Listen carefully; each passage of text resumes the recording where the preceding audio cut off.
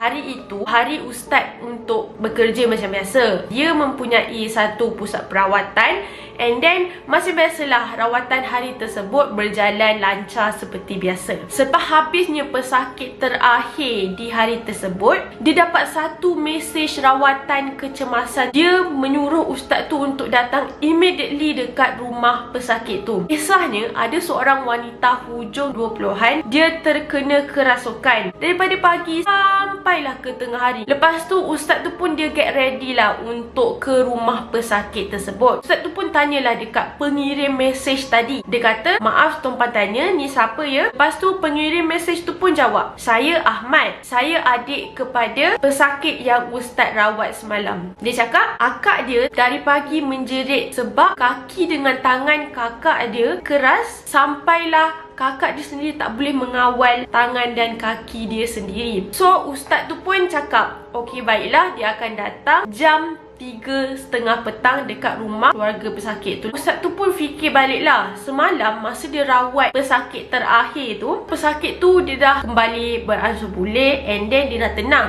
So dia pelik, kenapa bila pesakit tu balik rumah dia, dia terkena gangguan tu balik. So Ustaz tu pun fikir, mesti ada something dekat rumah pesakit ni yang mengganggu jiwa jasad pesakit tersebut. So tak apalah, dalam pukul 3:45 petang, Ustaz tu pun sampailah. Keadaan dekat rumah tu tenang je, tapi pesakit yang dikatakan dirasuk itu, dia ada dekat dalam bilik dia sendiri. And then perempuan tu dia turun daripada bilik dia dalam keadaan separuh sedar untuk berjumpa dengan ustaz tersebut. Tanpa melengahkan masa, ustaz tu pun dia meminta pesakit itu untuk menghadap arah kiblat. Ayat ruqyah dimulakan di hadapan keluarga pesakit tersebut. So macam biasalah, ustaz tu pun dia memulakanlah proses perawatannya.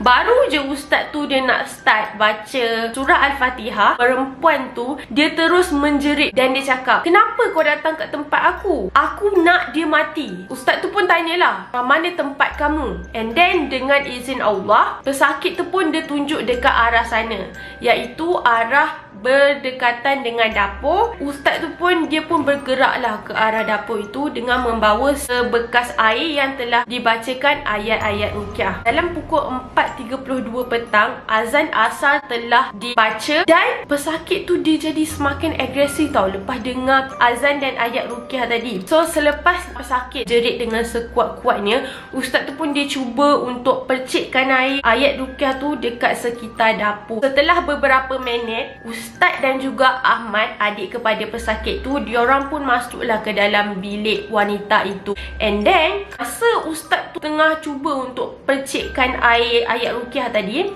tiba-tiba mata Ustaz tu tertumpu dekat satu teddy bear besar yang ada dekat dalam bilik di atas katil. Ustaz tu pun dia tariklah teddy bear tu and bawa turun daripada katil. Serta-merta pesakit tu dia merayu, jangan apa-apakan benda tu, sebab dia cakap dekat dalam teddy bear tu lah aku duduk. Dia cakap dia berkawan dengan teddy bear tersebut. Ustaz tu pun cakap, berpindahlah kamu wahai makhluk Allah sebelum aku musnahkan benda ni. So ustaz tu pun dia warning lah dekat benda tu kan. And then ruqyah telah dibacakan dalam masa 20 minit dan pesakit itu alhamdulillah mula sedar dalam keadaan yang sangat-sangat lemah lah. So ustaz pun minta izin lah dekat keluarga dan juga pesakit tu untuk bakar dan musnahkan teddy bear tersebut. Dan alhamdulillah keluarga dan pesakit tu pun setuju untuk memusnahkan teddy bear tadi. Sebelum ustaz bakar teddy bear tu, ustaz tu tanyalah dekat pesakit ni, kamu sayang ke dengan patung ni? Lepas tu pesakit tu pun jawab, patung ni macam anak dia. Dia gelarkan diri dia dekat patung tu sebagai mama. Dia selalu meluahkan perasaan dia dekat patung tu,